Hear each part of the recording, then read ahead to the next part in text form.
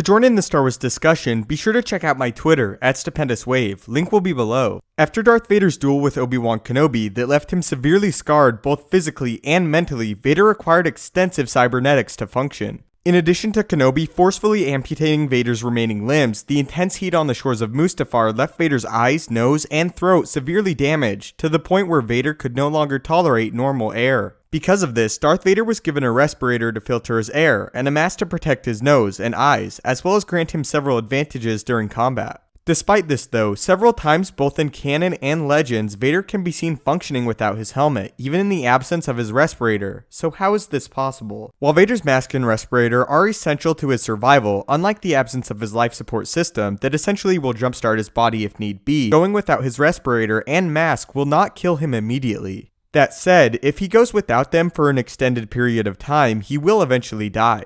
However, Vader has found a way to bypass this, and in actuality, completely heal his lungs, eyes, and nose, making the need for a mask and respirator mute. Although, Vader's solution is a temporary one, and one that requires extreme focus. The Jedi have an ability referred to as Force Heal that can actually permanently heal near-fatal injury and keep it permanently healed. Again though, this is a Jedi ability, and one used by tapping into the light side of the Force, and thus, an ability absent to Darth Vader. However, the dark side does have an alternative, and even a more powerful and immediate one, but one that does not last forever. By using the dark side, Vader can completely heal much of his injuries using the Force. To do so, he must intensely focus on emotions like hatred, or even more beneficial emotions for the ability, such as rage. By keeping his mind and focus engulfed in the dark side of the Force, Vader's body can heal temporarily, and he can fight without his helmet and respirator for extended periods of time, almost like normal. In most cases, this occurs naturally, as Vader becomes enraged when someone is lucky or powerful enough to remove his helmet. With this said, if Vader slips in his hatred and concentration for even a moment, his injuries flood back immediately,